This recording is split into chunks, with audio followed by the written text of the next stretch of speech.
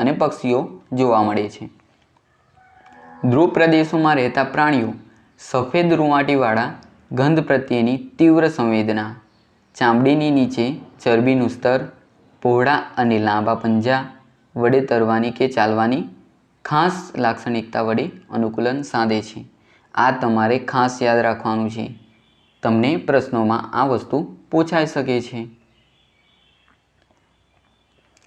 Siberian crane જે સાઇબેરિયાથી આવીને રાજસ્થાનના ભરતપુર અને હરિયાણાના સુલતાનપુરમાં સ્થળાંતર કરીને આવે છે। આ તમારે યાદ રાખવાનું છે। સાઇબેરિયન ક્રેઇન અને વિસ્તાર યાદ રાખવાનો છે। રાજસ્થાનના ભરતપુરમાં આવે છે અને બીજું હરિયાણાના સુલતાનપુરમાં। વિષુવવૃત્તીય પ્રદેશોની આબોહવા સામાન્ય રીતે ગરમ હોય છે। ઠંડકના મહિનાઓમાં પણ તેનું તાપમાન કેટલું હોય છે? 15°C કરતાં વધુ જ હોય છે। ગરમ ઉનાળામાં તેમનું તાપમાન 40°C પણ વધુ હોય છે। વાનરો, બે પગે ચાલનારા વાનરો, ગોરિલાઓ, વાઘ, હાથી, દીપડો, ગરોળી તેમજ સાપ વગેરે પ્રાણીઓ મુખ્યત્વે વિષુવવૃત્તના વનમાં જોવા મળે છે। આ પ્રકારના પ્રાણીઓ વિષુવવૃત્તીય વર્ષાવનમાં રહે છે। રેડ આઈ ફ્રોગ પણ જોવા મળે છે। સિંહ જેવી પૂંછડી ધરાવતો વાનર પશ્ચિમ ઘાટના વર્ષાવનમાં જોવા મળે છે। પશ્ચિમ ઘાટના વર્ષાવનમાં કયા પ્રકારનું પ્રાણી જોવા મળે છે? તો સિંહ જેવી પૂંછડી ધરાવતો વાનર। વિશ્વ જળ દિન 22 માર્ચ એટલે કે વિશ્વ જળ દિન કયા દિવસે ઉજવવામાં આવે છે? તો 22 માર્ચ। અને તમારે એક ખાસ યાદ રાખવાનું છે કે 2005માં યુનાઇટેડ નેશન્સની સભામાં 2005થી 2015ના સમયગાળાને જીવન માટે પાણીને કાર્યાન્વિત કરવા માટે આંતરરાષ્ટ્રીય દશકા તરીકે નક્કી કરવામાં આવ્યું હતું। 2005થી લઈને 2015 એટલે કે એક દશકો। સીવેજ એ નિલંબિત દ્રવ્યો, કાર્બનિક અને અકાર્બનિક ઘટકો, પોષક તત્વો, મૃતોપજીવીઓ, રોગકારક સૂક્ષ્મજીવો તથા બીજા સૂક્ષ્મજીવોનું જટિલ મિશ્રણ છે। એટલે કે સીવેજ શું છે? અને તમને ઓપ્શન આપ્યા હોય તેમાં તમારે યોગ્ય વિકલ્પ પસંદ કરવાનો હોય છે। તેમાં તમારે આ માહિતી જો ધરાવતા હશો તો તમે સારી રીતે જવાબ આપી શકશો। ગટર વ્યવસ્થામાં દરેક 50 મીટર કે 60 મીટર પર મેનહોલ્સ આવેલા હોય છે। ક્રિયાશીલ કાદવમાં 97% પાણી હોય છે। તો વિદ્યાર્થી મિત્રો, તમે આટલો વિડીયો જોયો હશે અને તમારા ઘણા બધા પ્રશ્નોના જવાબ તમને મળી ગયા હશે। તો આ વિડીયોને તમે લાઈક કરજો, શેર કરજો અને આ ચેનલને સબસ્ક્રાઈબ કરજો અને તમારા મિત્રો સુધી ખાસ પહોંચાડજો, કારણ કે આ વિડીયો ઘણો ઉપયોગી સાબિત થશે। WWTP એનું પૂરું નામ આવા પ્રકારના પ્રશ્નો પણ પૂછાય છે। વેસ્ટ વોટર ટ્રીટમેન્ટ પ્લાન્ટ એટલે શું છે? WWTP। આહાર શૃંખલા, બરાબર? તો આહાર શૃંખલા અહીં આપી છે મેં। ઘાસ, ઘાસને કીટકો ખાય, કીટકોને દેડકો ખાય, દેડકાને સાપ ખાય, સાપને સમડી ખાય। આ પ્રકારે આહાર શૃંખલા રચાય છે। સૂક્ષ્મજીવો કે જે મૃત વનસ્પતિ અને પ્રાણીઓને સેન્દ્રિય પદાર્થોમાં ફેરવે છે તેને શું કહેવામાં આવે છે? વિઘટકો, બરાબર? એટલે જે સૂક્ષ્મજીવો અને મૃતોપજીવીઓ જે પ્રાણીઓને સેન્દ્રિય પદાર્થોમાં ફેરવે છે તેમને શું કહેવામાં આવે છે? વિઘટકો। વૃક્ષો મૂળ દ્વારા પાણી લે છે અને હવામાં બાષ્પ સ્વરૂપે બાષ્પોત્સર્જનની પ્રક્રિયા દ્વારા પાણી મુક્ત કરે છે। જંગલો ઓક્સિજન આપે છે, જમીનને બચાવે છે, વિશાળ વર્ગના પ્રાણીઓને રહેઠાણ પૂરું પાડે છે, નજીકના વિસ્તારમાં સારો વરસાદ લાવે છે, ઔષધિ આપે છે, લાકડું અને બીજી પેદાશો આપે છે। જ્યારે જંગલનું મહત્ત્વ આપણે ઓછા શબ્દોમાં કહેવું હોય ત્યારે આ તમને ઉપયોગી સાબિત થશે। ગતિશીલ હવાને શું કહેવામાં આવે છે? તો પવન કહેવામાં આવે છે। હવા દબાણ પણ કરે છે। પવનની ઝડપ વધતા તે સ્થાને હવાના દબાણમાં શું થાય છે? ઘટાડો થાય છે। તમને એવા પ્રકારનો પ્રશ્નો આપ્યો હોય કે પવનની ઝડપ વધતા તેના સ્થાને હવાના દબાણમાં ખાલી જગ્યા થાય છે, વધારો ઘટાડો કાંઈ ફેરફાર નથી થતો. એવા પ્રકારનો મતલબમાં વિકલ્પો આપ્યા હોય છે ત્યારે તમારે શું જવાબ ટીક કરવાનો? ઘટાડો. જો પવનની ઝડપ વધે તો તેના દબાણમાં શું થાય? ઘટાડો થાય. હવા વધુ દબાણવાળા વિસ્તારથી ઓછા દબાણવાળા વિસ્તાર તરફ ગતિ કરે છે. ગરમ હવા ઠંડી હવા કરતાં હલકી હોય છે. ગરમ થયેલી હવા વિસ્તાર પામે છે અને ઠંડી પડવાથી તે સંકોચાય છે. જે સ્થળે ગરમ હવા ઉપર ચડે છે તે સ્થળે હવાનું દબાણ ઘટે છે અને ઠંડી હવા તે સ્થળ તરફ ગતિ કરે છે. ઉનાળામાં જમીન પરથી હવા ગરમ થઈને ઊંચે ચડે છે, જેને કારણે પવનનો પ્રવાહ સમુદ્ર તરફથી જમીન તરફનો હોય છે. શિયાળામાં પવનના પ્રવાહની દિશા ઉલટાય છે, તે જમીનથી સમુદ્ર તરફ. ઉનાળામાં તમે જોયું હશે કે સમુદ્રથી જમીન તરફ આવે અને શિયાળામાં જમીનથી સમુદ્ર તરફની હોય છે પવનની પ્રવાહની દિશા. મોન્સૂન શબ્દ અરબી શબ્દ મોસમ પરથી આવેલો છે. ગરમ મોસમી હવા પોતાની સાથે પાણીની વરાળ લઈને આવે છે, જેને કારણે વરસાદ આવે છે.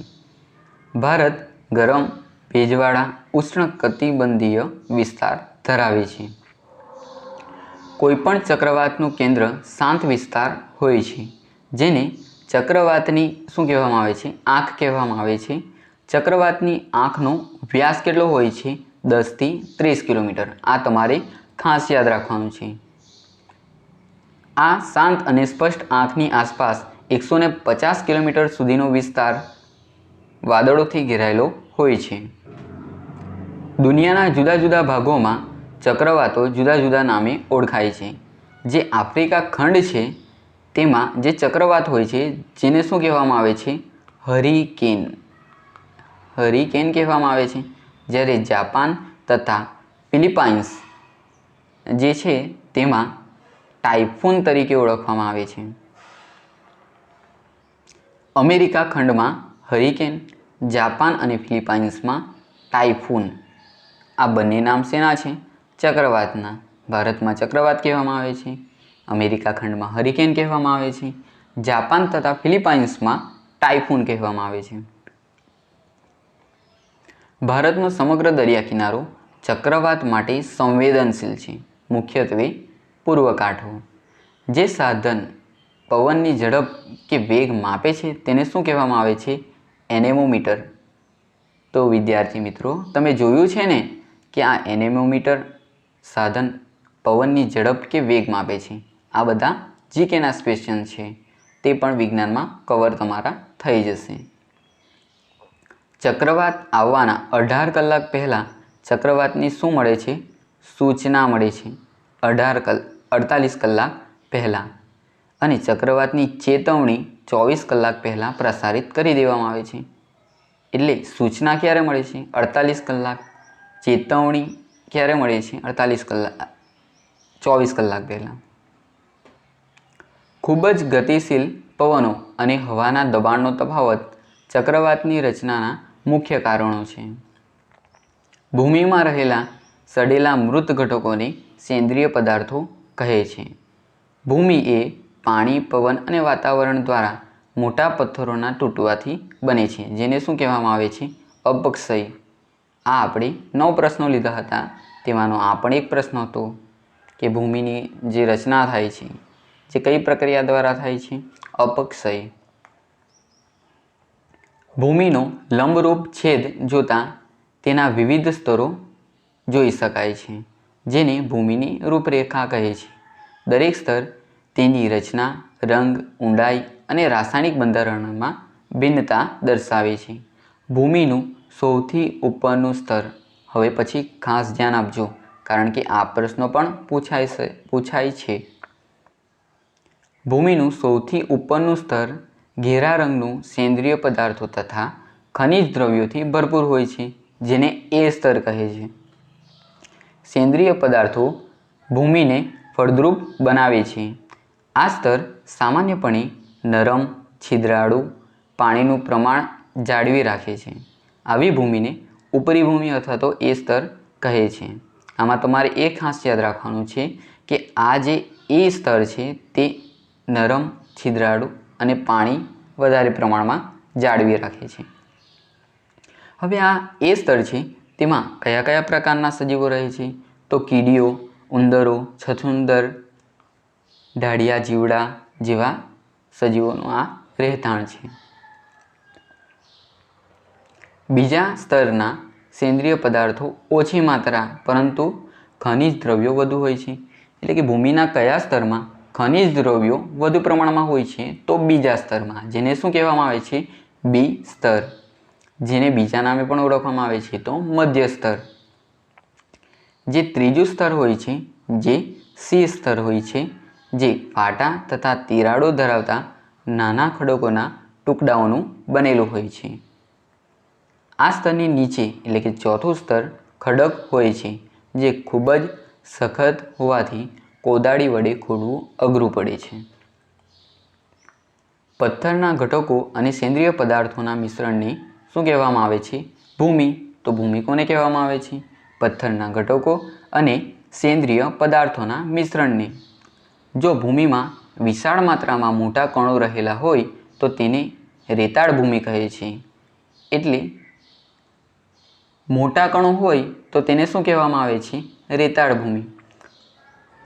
હવે રેતાળ ભૂમિ કેવી હોય છે? હલકી, છિદ્રાળુ અને સૂકી હોય છે. આ તમારે ખાસ યાદ રાખવાનું છે. આ થોડુંક કોમ્પ્લિકેટેડ છે અને તમારે યાદ રાખવાનું ખાસ. જો ભૂમિમાં ઝીણા કણોના પ્રમાણમાં વધારો હોય, એટલે કે ઝીણા કણો વધારે પ્રમાણમાં હોય તો તેને શું કહેવામાં આવે છે? ચીકણી ભૂમિ. જો મોટા કણો હોય તો રેતાળ ભૂમિ, ઝીણા કણો હોય તો ચીકણી ભૂમિ, જેમાં ખૂબ જ ઓછી હવા હોય છે. જો ભૂમિમાં મોટા તેમજ ઝીણા કણો એકી સાથે રહેલા હોય તો તેમને શું કહેવામાં આવે છે? ગોરાડું. જો મોટા કણો હોય તો રેતાળ, નાના એટલે કે ઝીણા કણો હોય તો ચીકણી, અને જો મોટા અને નાના બંને હોય તો તેને ગોરાડુ ભૂમિ. વનસ્પતિની વૃદ્ધિ માટે ગોરાડુ ભૂમિ એ સૌથી શ્રેષ્ઠ છે. આ તમારે ખાસ યાદ રાખવાનું છે. એવો પ્રશ્ન પૂછાયો હોય કે વનસ્પતિની વૃદ્ધિ માટે કયા પ્રકારની ભૂમિ સૌથી શ્રેષ્ઠ છે, તો તેમાં તમારે જવાબ આપવાનો છે ગોરાડુ ભૂમિ. ગોરાડુ ભૂમિ એ રેતી, માટી અને અન્ય પ્રકારના ભૂમિના કણની બનેલી હોય છે. અંતઃસ્રવણ દર આ તમારે ખાસ યાદ રાખવાનું છે અને નોટબુકમાં તમારે નોંધ પણ કરવાની છે આની, કે અંતઃસ્રવણ દરનો એકમ શું છે? મિલી પ્રતિ મિનિટ. એટલે પાણીની માત્રા મિલીમાં અને અંતઃસ્રવણનો સમય મિનિટમાં. હવે ધારો કે પાણીની માત્રા હોય 200 અને અંતઃસ્રવણનો સમય એટલે કે પાણીની માત્રા એટલે મતલબમાં જે પાણી આપવામાં આવે છે જે 200 હોય અને અંતઃસ્રવણનો સમય એટલે કે આટલા મિનિટમાં એ પચી જાય છે, એટલે કે તેનું અંતઃસ્રવણ થાય છે. તો અંતઃસ્રવણનો દર કેટલો થશે? 200/20 એટલે કે 10 મિલી પ્રતિ મિનિટ. એકમ તમારે ખાસ યાદ રાખવાનું છે, મિલી પ્રતિ મિનિટ. ભૂમિનું વજન જો 50 ગ્રામ હોય, અંકિત નળાકારમાં શરૂઆતમાં લીધેલ પાણીનું કદ યુ મિલી, અંકિત નળાકારમાં બાકી રહેલ પાણીનું કદ વી મિલી, ભૂમિ દ્વારા શોષાયેલ પાણી એટલે કે જેટલું પાણી લીધું હોય અને શોષાયું હોય તે બાદ કરતાં આપણને શોષાયેલ પાણીનું કદ મળી જશે, એટલે કે યુ માઇનસ વી મિલી. ભૂમિ દ્વારા શોષાયેલ પાણીનું વજન યુ માઇનસ વી ગ્રામ. ભૂમિ, પવન, વરસાદ, તાપમાન, પ્રકાશ અને ભેજની અસર જોવા મળે છે ભૂમિ પર. ચીકણી અને ગોરાડુ બંને પ્રકારની ભૂમિ એ ઘઉં અને ચણા જેવા ધાન્યો માટે યોગ્ય છે. ચોખા જેવા પાક માટે ભૂમિ ચીકણી અથવા કાર્બનિક પદાર્થો અને ઊંચી જલધારક ક્ષમતાવાળી હોવી જોઈએ. જે ઘઉં અને ચણા માટે ચીકણી અને ગોરાડુ બંને પ્રકારની હોય તો ચાલે, અને જો ચોખા માટે હોય તો ચીકણી અથવા કાર્બનિક પદાર્થો ધરાવતી હોવી જોઈએ. કોષમાં ખોરાકના કણને તોડી ઉર્જા મુક્ત કરવાની જે પ્રક્રિયા છે તેને શું કહેવામાં આવે છે? કોષીય શ્વસન. સજીવોના કોષમાં કોષીય શ્વસન થાય છે. ઓક્સિજનની મદદથી ગ્લુકોઝનું વિઘટન થાય છે, જેને શું કહેવામાં આવે છે? જારક શ્વસન. જો ઓક્સિજનની હાજરીમાં થતું હોય વિઘટન તો જારક શ્વસન, અને ખોરાક ઓક્સિજનની મદદ વિના એટલે કે ઓક્સિજનની ગેરહાજરીમાં જો તૂટે એટલે કે વિઘટન થાય તો તે છે અજારક શ્વસન. કેટલાક યીસ્ટ જેવા સજીવો હવાની ગેરહાજરીમાં જીવી શકે છે, તેઓ અજારક જીવી કહે છે. યીસ્ટ એક કોષીય સજીવ છે, તે અજારક રીતે શ્વસન કરે છે. આ પ્રક્રિયા દરમિયાન શું ઉત્પન્ન થાય છે? તો આલ્કોહોલ ઉત્પન્ન થાય છે. તેથી તેનો ઉપયોગ વાઇન અને બિયર બનાવવા માટે થાય છે. એટલે કે યીસ્ટનો ઉપયોગ વાઇન અને બિયર બનાવવા માટે થાય છે. જ્યારે થોડા સમય માટે ઓક્સિજનની ત્રુટિ હોય એટલે ઓક્સિજન ન મળતો હોય ત્યારે આપણા સ્નાયુઓ અજારક શ્વસન કરે છે. એટલે આપણા સ્નાયુઓ પણ કેટલીક વાર અજારક શ્વસન કરે છે. ગ્લુકોઝના અપૂર્ણ દહનથી લેક્ટિક એસિડ એકઠો થવાને કારણે સ્નાયુઓ ખેંચાય છે. ગ્લુકોઝના અપૂર્ણ દહનથી શું ઉત્પન્ન થાય? લેક્ટિક એસિડ, જેના કારણે શું થાય? સ્નાયુઓ ખેંચાઈ જાય છે. હવે ઓક્સિજન મળતા લેક્ટિક એસિડનું સંપૂર્ણપણે કાર્બન ડાયોક્સાઇડ અને પાણીમાં રૂપાંતર થાય છે. જો લેક્ટિક એસિડ જે હોય છે તેમાં ઓક્સિજન મળી જાય તો તેનું કાર્બન ડાયોક્સાઇડ અને પાણીમાં રૂપાંતર થઈ જાય છે. શ્વાસોશ્વાસ એટલે ઓક્સિજનયુક્ત હવા અંદર લેવી અને શ્વસનાંગો દ્વારા કાર્બન ડાયોક્સાઇડયુક્ત હવા બહાર કાઢવી. તેને શું કહેવામાં આવે છે?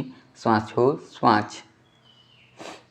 1 મિનિટમાં વ્યક્તિ જેટલી વાર શ્વાસોશ્વાસ કરે છે તેને શું કહેવામાં આવે છે? શ્વસન દર. સરેરાશ રીતે એક પુરુષ વ્યક્તિ આરામની સ્થિતિમાં 1 મિનિટમાં 15 થી 18 વખત શ્વાસ લે છે અને શ્વાસ છોડે છે. ભારે કસરતમાં હોય ત્યારે 25 વખત હોય છે. એટલે કે એમનો દર એટલે કે 1 મિનિટમાં કેટલી વખત શ્વાસોશ્વાસની ક્રિયા કરે છે. જેમ શારીરિક ક્રિયા વધે તેમ તેમ શ્વસન દર પણ વધે છે. હવે શ્વસનની જે પ્રક્રિયા થાય છે તેમાં પહેલાં શ્વાસ લેવામાં આવે તે નાસિકા છિદ્રમાં જાય, નાસિકા છિદ્રમાંથી નાસિકા કોટરોમાં, ત્યાંથી શ્વાસ નળીમાં અને પછી ફેફસામાં.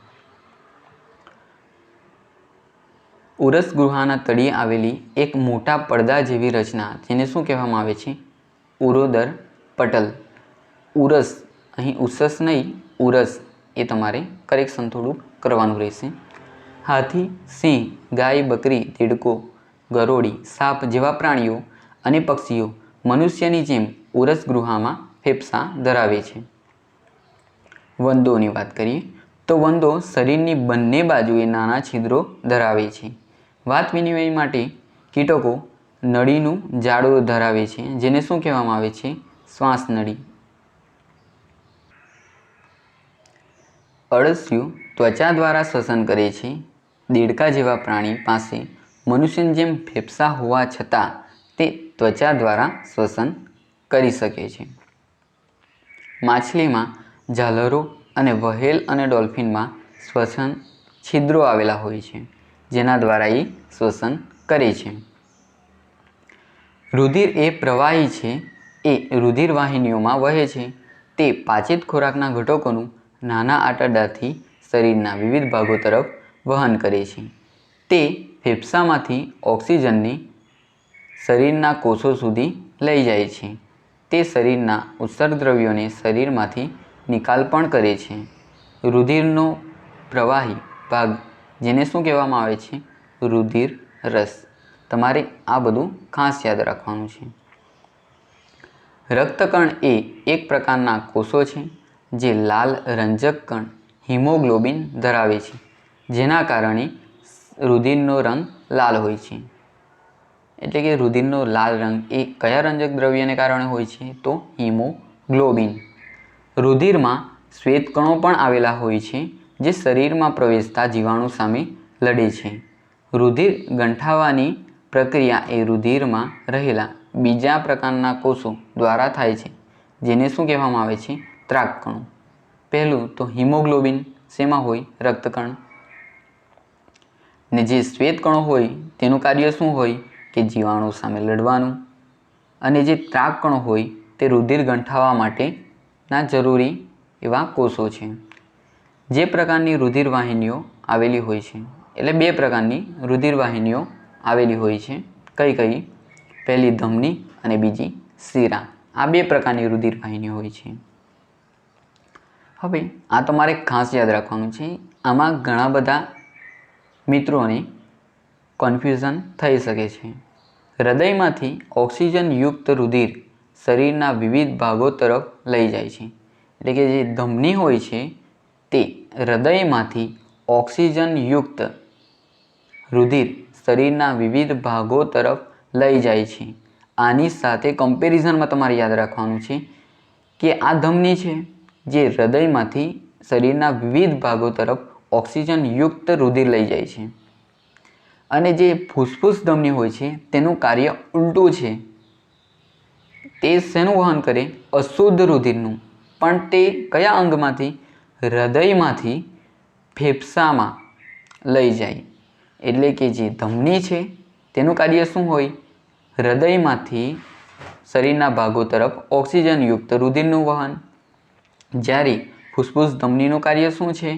તો હૃદયમાંથી અશુદ્ધ રુધિરનું વહન ફેફસામાં કરે છે. રુધિરનો પ્રવાહ ઝડપી અને વધુ દબાણે હોવાથી ધમનીની દિવાલ કેવી હોય છે? જાડી અને સ્થિતિસ્થાપક હોય છે. તમને એવો પ્રશ્ન પૂછાય કે ધમનીની જે દિવાલ હોય છે તે કેવી હોય છે? તો તેમાં તમને અમુક વિકલ્પો આપ્યા હશે, તેમાંથી તમારે સિલેક્ટ કરવાનું છે. એમાં રુધિરનું મતલબમાં દબાણ વધારે હોય છે, એટલે કે તેમની દિવાલ કેવી હોય છે? જાડી અને સ્થિતિસ્થાપક હોય છે.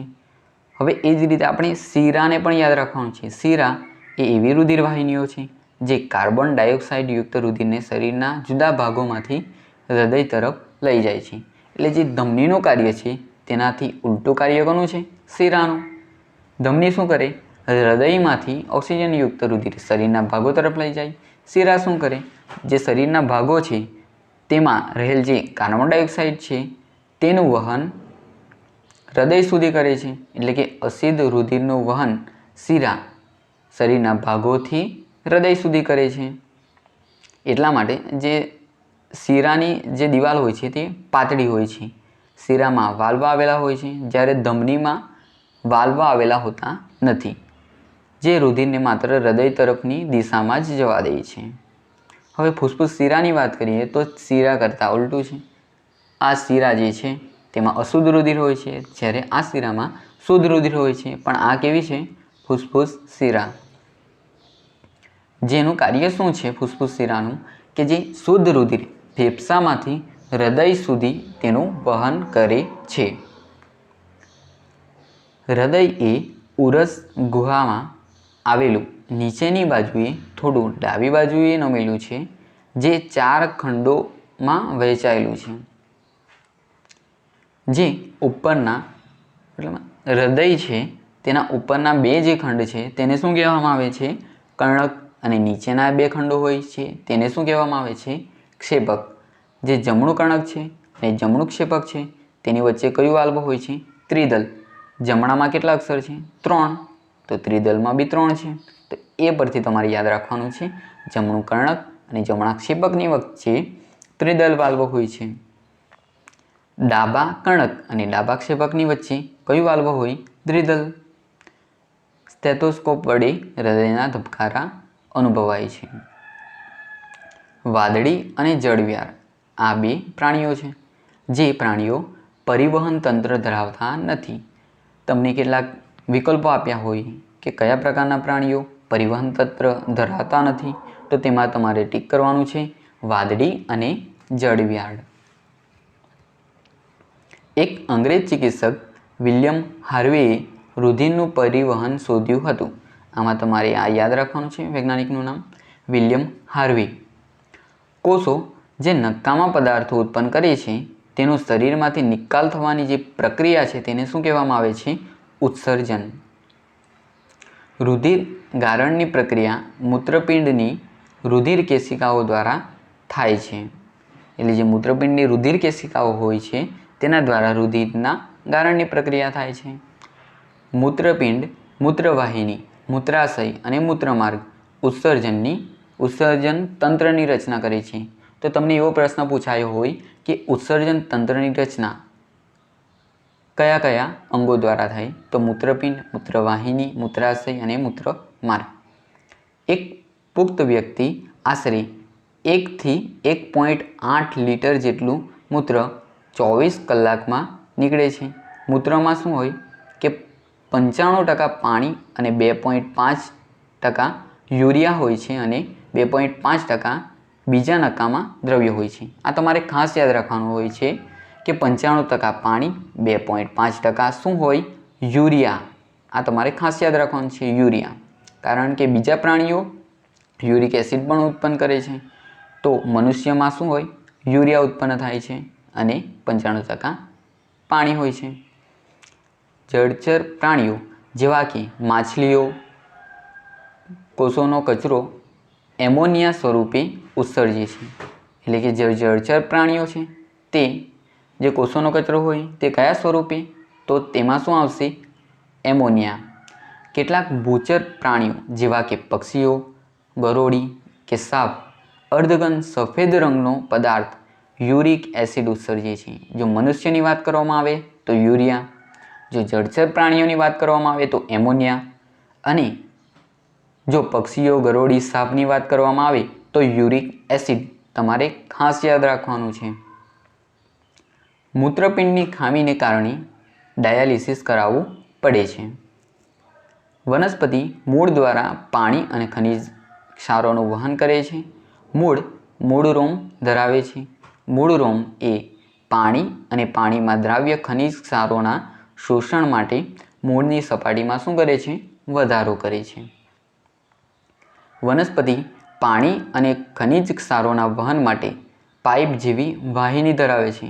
પાણી અને ખનિજ ક્ષારોના વહન માટે પાઇપ જેવી વાહિની ધરાવે છે, જેને શું કહેવામાં આવે છે? વાહક પેશી. પાણી અને ખનિજ ક્ષારોના વહન માટેની વાહક પેશીને શું કહેવામાં આવે છે? જલવાહક પેશી. કારણ કે તે પાણી અને ખનિજ ક્ષારોનું વહન કરે છે. જ્યારે ખોરાકનું વહન વનસ્પતિના બધા ભાગોમાં થવું જોઈએ, આ પ્રક્રિયા કોના દ્વારા થાય છે? અન્નવાહક પેશી દ્વારા. પર્ણ દ્વારા બાષ્પીભવન એ શું છે? ચૂસક પુલ બકનળી રચે છે. એક પુખ્ત વ્યક્તિનું હૃદય 1 મિનિટમાં કેટલી વાર ધબકે છે? 72 થી 80 વાર ધબકે છે. 1 મિનિટમાં. આ તમારે ખાસ યાદ રાખવાનું છે. પિતૃમાંથી નવા સજીવો ઉત્પન્ન થવાની જે ક્રિયા છે તેને શું કહેવામાં આવે છે? પ્રજનન. પુષ્પો એ વનસ્પતિના કેવા અંગ છે? પ્રજનનિક. અહીં થોડુંક મિસ્ટેક છે. પ્રજનનિક ભાગ છે. જે પુષ્પ માત્ર સ્ત્રીકેસર અથવા તો પુંકેસર ધરાવે, એટલે કે માત્ર સ્ત્રીકેસર હોય ક્યાં તો માત્ર પુંકેસર હોય, તો તેને કેવા પુષ્પો કહેવાય? એકલિંગી પુષ્પો. કારણ કે માત્ર સ્ત્રીકેસર હોય કાં તો પુંકેસર હોય. જે પુષ્પ બંને ધરાવે તેને દ્વિલિંગી પુષ્પો કહેવામાં આવે છે. વનસ્પતિ વિવિધ રીતે તેમના બાળ છોડ ઉત્પન્ન કરે છે. તે મુખ્યત્વે 2 રીતોમાં વહેંચાયેલા છે. કઈ રીતે? અલિંગી પ્રજનન દ્વારા અને લિંગી પ્રજનન. અલિંગી પ્રજનનમાં શું કે જેમાં વનસ્પતિ બીજ વિના નવો છોડ ઉત્પન્ન કરે છે, કે જેમાં અલિંગી પ્રજનનમાં બીજ ઉત્પન્ન થતું નથી. જ્યારે લિંગી પ્રજનન જેમાં નવો છોડ બીજમાંથી મેળવાય છે. એટલે લિંગી પ્રજનનમાં તમારે શું યાદ રાખવાનું છે? બીજ ઉત્પન્ન થાય, અને અલિંગી પ્રજનનમાં બીજ ઉત્પન્ન થતું નથી. જેમાં નવો છોડ એ મૂળ, પ્રકાંડ, પર્ણ અને કલિકામાંથી ઉત્પન્ન થાય છે તેને શું કહેવામાં આવે છે? વાનસ્પતિક પ્રજનન. આ વાનસ્પતિક પ્રજનન એ પણ એક અલિંગી પ્રજનનનો જ ભાગ છે. કક્ષ કોને કહેવામાં આવે છે? પર્ણનું પ્રકાંડ સાથેનું જોડાણ સ્થાન, જેમાંથી પ્રરોહનું નિર્માણ થાય છે. આ કલિકાને શું કહેવામાં આવે છે? વાનસ્પતિક કલિકા. બટાકામાં આવેલા દાગા અથવા તો ચાઠાઓ જેવી જે રચના હોય છે તેને શું કહેવામાં આવે છે? આંખ. પાનફૂટી એટલે કે પર્ણ અંકુરણ વનસ્પતિ. જે પણ કિનારી પર કલિકાઓ ધરાવે છે. સક્કરિયું અને ડહાલિયા, આ તમારે ઉદાહરણ ખાસ યાદ રાખવાના છે. સક્કરિયું અને ડહાલિયા જેવી વનસ્પતિઓ મૂળ દ્વારા છોડ ઉત્પન્ન કરે છે. થોર જેવી વનસ્પતિમાં તેનો અમુક ભાગ મુખ્ય વનસ્પતિ છોડથી જુદો પડે ત્યારે તેમાંથી નવો છોડ ઉત્પન્ન થાય છે. વનસ્પતિ લિંગી પ્રજનન દ્વારા બીજ ઉત્પન્ન કરે છે. બીજાણુ અલિંગી પ્રજનન અંગ છે. મોસ અને હંસરાજ, હંસરાજનું બીજું નામ આપણે કીધું હતું ને, નેફ્રોલેપિસ વગેરે પણ બીજાણુ દ્વારા પ્રજનન ક્રિયા કરે છે. એટલે જે મોસ છે અને હંસરાજ છે જે બીજાણુ દ્વારા પ્રજનન ક્રિયા કરે છે. બીજાણુ સર્જન કરતી વનસ્પતિ બ્રેડ મોલ્ડ એટલે કે મ્યુકર છે. યીસ્ટ એ એક કોષી સજીવ છે. યીસ્ટના કોષોમાંથી એક નાનું બલ્બ જેવું પ્રલંબન જોવા મળે છે, જેને શું કહેવામાં આવે છે? કલિકા. લીલનો તંતુ 2 કે તેથી વધુ ટુકડાઓમાં તૂટે છે. આ તંતુઓ કે ટુકડાઓ નવા વ્યક્તિગત તંતુ તરીકે વર્તે છે, જેને શું કહેવામાં આવે છે? અવખંડન. આનું એક ઉદાહરણ લઈએ તો સ્પાયરોગાયરા. સ્પાયરોગાયરા એટલે લીલ છે. પરાગાશયમાંથી પરાગરજનું પરાગાસન તરફનું વહન શું છે? પરાગનયન. તમે કહેતા હશો કે આ સર શું બોલે છે? પરાગાશય, પરાગરજ, પરાગાસન. જે પરાગાશય હોય છે તેના પર શું હોય છે? પરાગરજ હોય છે, જે પુંકેસરનો ભાગ છે. જ્યારે પરાગાસન જે હોય છે તે સ્ત્રીકેસરનો ભાગ હોય છે. એટલે કે પુંકેસરનું જે પરાગાશય છે તેમાં શું હોય છે? પરાગરજ હોય છે.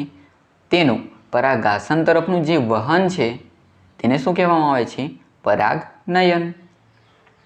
જો તે જ પુષ્પ પર પરાગરજ પરાગાશય પર સ્થાપિત થાય તો તેને સ્વપરાગનયન કહે છે. એટલે કે એક જ પુષ્પ ઉપર આવેલા પુંકેસરના પરાગાશયમાંથી પરાગરજ ઉડીને તે જ પુષ્પના સ્ત્રીકેસરના પરાગાસન પર સ્થાપિત થાય તો તેને સ્વપરાગનયન કહે છે.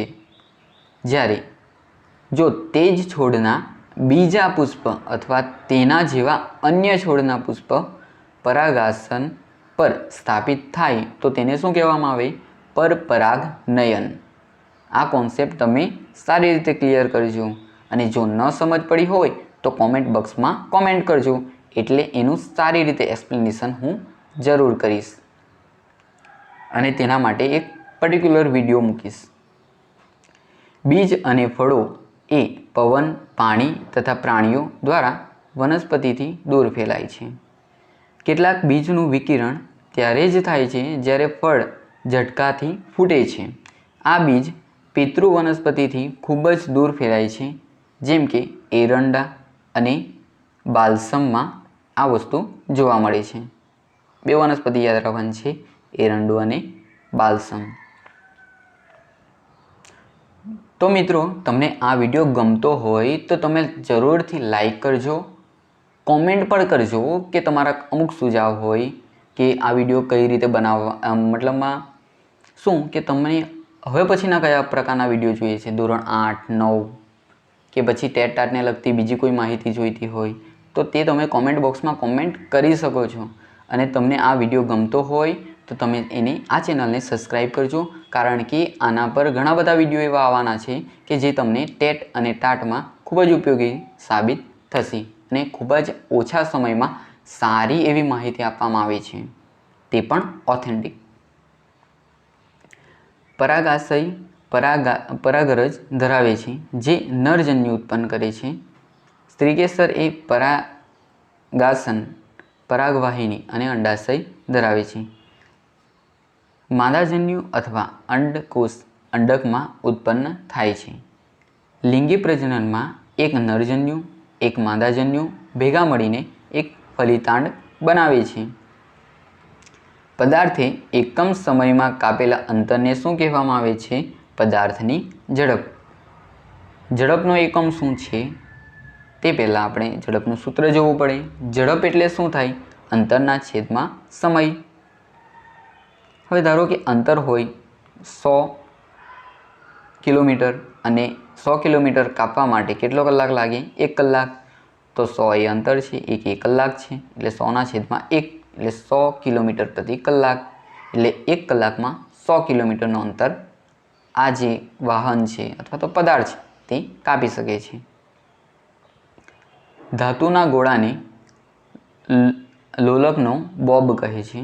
સાદા લોલકની એક બાજુથી બીજી બાજુની ગતિ એ આવર્ત ગતિ છે. લોલકને એક દોલન પૂર્ણ કરવા માટે લાગતા સમયને શું કહેવામાં આવે છે? આવર્તકાળ. આવર્તકાળ કોને કહેવામાં આવે?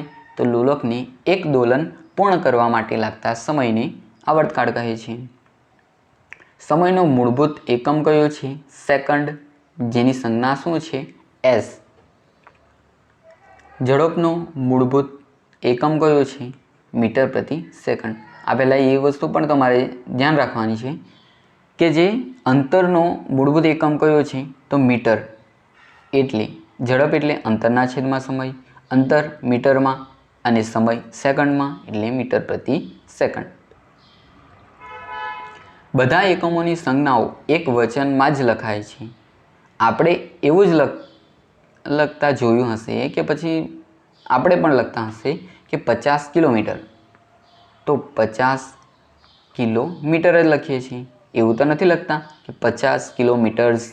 અહીં એસ તો નથી લગાડતા, એટલે એક વચનમાં જ લખાય છે. આપેલા લોલકનો આવર્તકાળ અચળ હોય છે, તેથી તેની શોધ કોણ કરી હતી? ગેલિલિયો ગેલિલી. સ્પીડોમીટર વડે વાહનની શું માપવામાં આવે છે? ઝડપ. સ્પીડોમીટર વડે વાહનની ઝડપ માપવામાં આવે છે. જ્યારે અંતર માપવા માટે શેનો ઉપયોગ થાય છે? ઓડોમીટર. અચળ ઝડપે ગતિ કરતા પદાર્થનો અંતર વિરુદ્ધ સમયનો આલેખ સુરેખા મળે છે. કેવો મળે? સુરેખ મળે છે. હવે અહીં કેટલાક ઘટકો આપ્યા છે, તેની તમારે સંજ્ઞા જણાવવાની છે. તો પહેલાં તો વિદ્યુત કોષ હોય તેની સંજ્ઞા કઈ હોય છે? તો આ પ્રકારની હોય છે. અને વિદ્યુત બલ્બ હોય છે તેની રચના આ પ્રકારની હોય છે. વિદ્યુત કળ જોડાણમાં ઓન, જે ઓન હોય છે તેમાં આ પ્રકારની રચના હોય છે. ઓફ હોય તેમાં આ પ્રકારની રચના હોય છે. બેટરી હોય તો તેમાં આ પ્રકારની રચના હોય છે. અહીં પ્લસ, અહીં માઇનસ, અહીં પ્લસ, અહીં માઇનસ. જોડાણ તાર હોય છે તો તેની રચના આ પ્રકારની. એટલે કે આ વિદ્યુતના ઘટકો છે અને તેની આ સંજ્ઞા છે. વિદ્યુત કોષને ધન ધ્રુવ, ઋણ ધ્રુવ એમ 2 ધ્રુવો હોય છે. વિદ્યુત કોષની સંજ્ઞામાં લાંબી રેખા ધન ધ્રુવ અને ટૂંકી અને જાડી રેખા ઋણ ધ્રુવ દર્શાવે છે. જ્યારે તારમાંથી વિદ્યુત પ્રવાહ પસાર થતો હોય ત્યારે તે ગરમ થાય છે.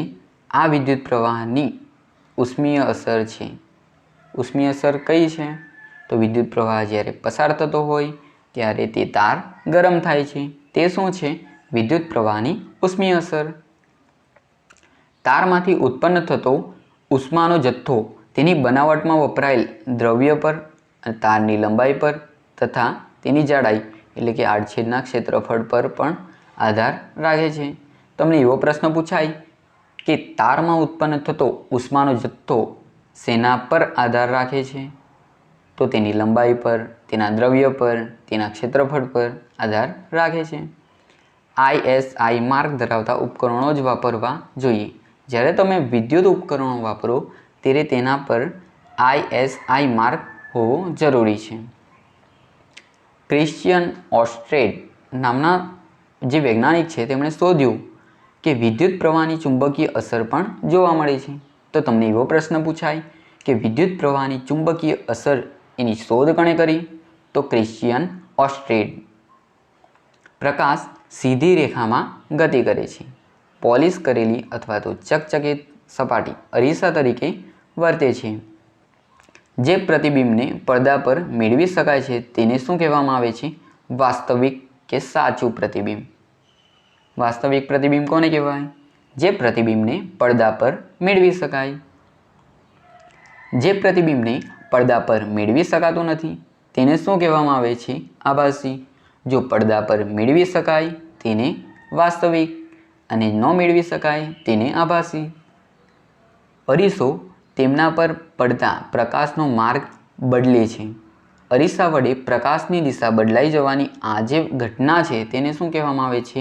પ્રકાશનું પરાવર્તન. સમતલ અરીસા માટે પ્રતિબિંબ અરીસાની પાછળના ભાગમાં રચાય છે. એટલે જે સમતલ અરીસો છે તેનું જે પ્રતિબિંબ હોય છે તે ક્યાં રચાય છે? તો અરીસાની પાછળના ભાગમાં રચાય છે. પ્રતિબિંબ કેવું મળે છે? તો સીધું વસ્તુ જેટલા જ પરિમાણ ધરાવતું અને અરીસાથી વસ્તુની જે ગોઠવણી હોય છે તેટલા જ અંતરે રહેલું હોય છે. આમાં તમારે ખાસ યાદ રાખવાનું છે કેમ કે આમાં સમતલ અરીસો આવે, બહિર્ગોળ અરીસો, અંતર્ગોળ અરીસો અને તેમાં પ્રતિબિંબ કેવું મળે છે તે તમારે ખાસ યાદ રાખવાનું હોય છે. તો આ તમે ધ્યાનથી સાંભળજો અને ધ્યાનથી જોજો. સમતલ અરીસા માટે પ્રતિબિંબ કેવું હોય છે? એટલે ક્યાં મળે છે? તો અરીસાની પાછળ. ફર્સ્ટ. સેકન્ડ, પ્રતિબિંબ કેવું મળે છે? સીધું વસ્તુ જેટલા જ પરિમાણ ધરાવતું અને અરીસાથી વસ્તુ ગોઠવણી હોય તેટલા જ અંતરે રહેલું હોય છે. સમતલ અરીસાના પ્રતિબિંબમાં શરીરનો જમણો ભાગ એ પ્રતિબિંબમાં ડાબો ભાગ બની જાય છે. જો ગોલીય અરીસાની અંતર્ગોળ સપાટી પરાવર્તક હોય તો તેને શું કહેવામાં આવે છે? અંતર્ગોળ અરીસો. અને ગોલીય અરીસાની બહિર્ગોળ સપાટી જો પરાવર્તક હોય તો તેને શું કહેવામાં આવે છે? બહિર્ગોળ અરીસો. બહિર્ગોળ અરીસા વડે મળતું પ્રતિબિંબ કેવું હોય છે? ચત્તુ, આભાસી તથા વસ્તુના પરિમાણ કરતાં કેવું હોય છે? નાનું. આમાં 3 બાબત ખાસ ધ્યાન આપવાની. કેવું મળે પ્રતિબિંબ? પહેલું ચત્તુ એટલે કે સીધું મળે, આભાસી મળે અને બીજું શું યાદ રાખવાનું? વસ્તુના પરિમાણ કરતાં નાનું. અંતર્ગોળ અરીસાની વાત કરીએ તો તેનું પ્રતિબિંબ કેવું મળે? તો વસ્તુના પરિમાણ કરતાં નાનું અથવા તો મોટું પણ મળી શકે. અને પ્રતિબિંબ કેવું હોય છે? વાસ્તવિક અથવા તો આભાસી. એટલે કે તેને પડદા પર ઝીલી શકાય પણ અને ન પણ ઝીલી શકાય. ડૉક્ટર અંતર્ગોળ અરીસા વડે આંખ, કાન, નાક અને ગળાની તપાસ કરે છે. ટોર્ચ, કાર તથા સ્કૂટરની હેડલાઇટમાં પરાવર્તક પણ અંતર્ગોળ આકાર ધરાવે છે. તો તમને એવા પ્રકારનો પ્રશ્ન પૂછાય કે ટોર્ચ, કાર અને સ્કૂટરની હેડલાઇટમાં કયા પ્રકારનો અરીસો હોય? તો અંતર્ગોળ. સ્કૂટરના સાઇડ મિરરમાં વપરાયેલ અરીસો કેવો હોય છે? બહિર્ગોળ. એટલે કે સાઇડ મિરરની વાત કરવામાં આવી હોય તો બહિર્ગોળ અને હેડલાઇટની વાત કરવામાં આવી હોય તો અંતર્ગોળ. સાયકલની ઘંટડીની પરાવર્તક સપાટી કેવી હોય? બહિર્ગોળ હોય. મેગ્નીફાઇંગ ગ્લાસ એ કેવો? વાસ્તવમાં લેન્સનો પ્રકાર છે. મેગ્નીફાઇંગ ગ્લાસ એ લેન્સનો પ્રકાર છે. ચશ્મા, ટેલિસ્કોપ અને માઇક્રોસ્કોપમાં લેન્સનો બહોળો ઉપયોગ થાય છે. જે લેન્સની કિનારીના ભાગ કરતાં વચ્ચેના ભાગ જાડા જણાય તેને કેવો લેન્સ કહેવામાં આવે છે? બહિર્ગોળ લેન્સ. એટલે કિનારીનો ભાગ કરતાં જે મધ્યમાં આવેલો ભાગ તે કેવો હોય? જાડો હોય. તેને શું કહેવામાં આવે છે? બહિર્ગોળ લેન્સ. જેઓ કિનારી કરતાં વચ્ચેના ભાગમાં પાતળા જણાય તેને કેવો લેન્સ કહેવામાં આવે છે? તો અંતર્ગોળ લેન્સ. લેન્સ પારદર્શક હોય છે. લેન્સ વડે રચાતું પ્રતિબિંબ વસ્તુની સામેના ભાગમાંથી જોઈ શકાય છે. અંતર્ગોળ લેન્સ વડે રચાતું પ્રતિબિંબ હંમેશા કેવું હોય? હંમેશા એટલે દરેક વખતે આભાસી, ચત્તુ અને પરિમાણની દ્રષ્ટિએ કેવું હોય છે? નાનું. આ કોની વાત કરી? અંતર્ગોળ લેન્સની. આભાસી, ચત્તુ અને પરિમાણની દ્રષ્ટિએ કેવું હોય છે? નાનું. જ્યારે બહિર્ગોળ લેન્સ વાસ્તવિક અને ઉલટું પ્રતિબિંબ રચી શકે છે. એટલે કોઈ વખત વાસ્તવિક પણ મળે અને કોઈ વખત ઉલટું પણ મળે છે.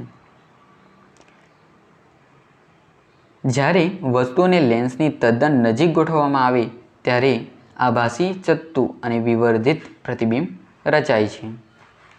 વસ્તુનું વિવર્ધિત પ્રતિબિંબ જોવા માટે જ્યારે બહિર્ગોળ લેન્સ વાપરવામાં આવે છે ત્યારે તેને શું કહેવામાં આવે છે?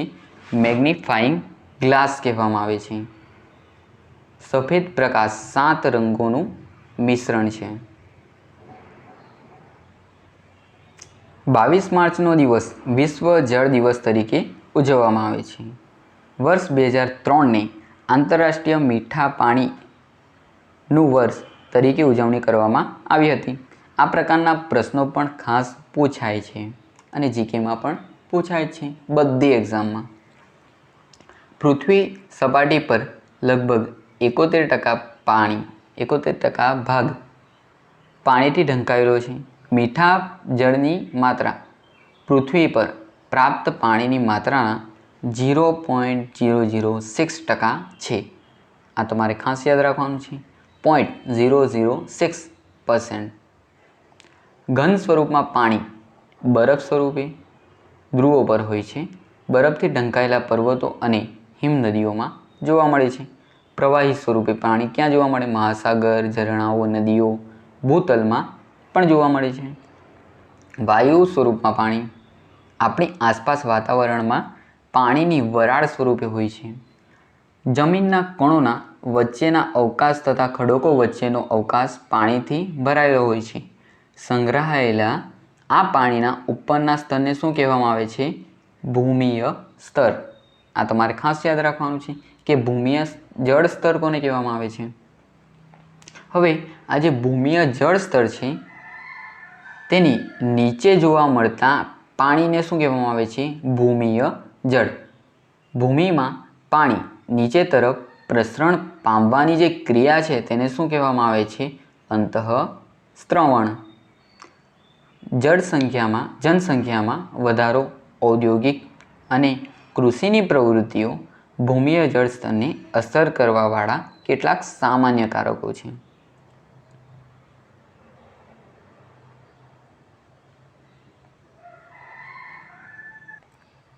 તો મિત્રો તમે જોયું હશે કે આ વિડીયોમાં જે ધોરણ 7 વિજ્ઞાનનું જે પુસ્તક છે તેનું સંપૂર્ણ અને ખૂબ જ સારી રીતે પુનરાવર્તન કરવામાં આવ્યું છે.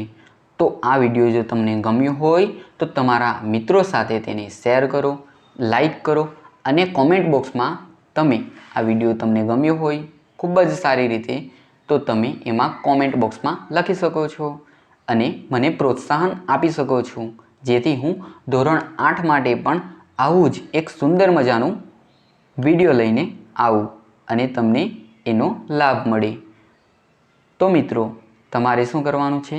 લાઈક પર ક્લિક કરવાનું છે અને બીજું શું કરવાનું છે? સબસ્ક્રાઈબ અને તમારા મિત્રો સુધી આ વિડીયોને પહોંચાડવાનો છે, જેથી તેઓ પણ ખૂબ જ સારી રીતે ટાટની તૈયારી કરી શકે અને તેમનું જે જીકેનું પાર્ટ છે તે પણ સાથે સાથે કમ્પ્લીટ થાય અને તે પણ શેમાં?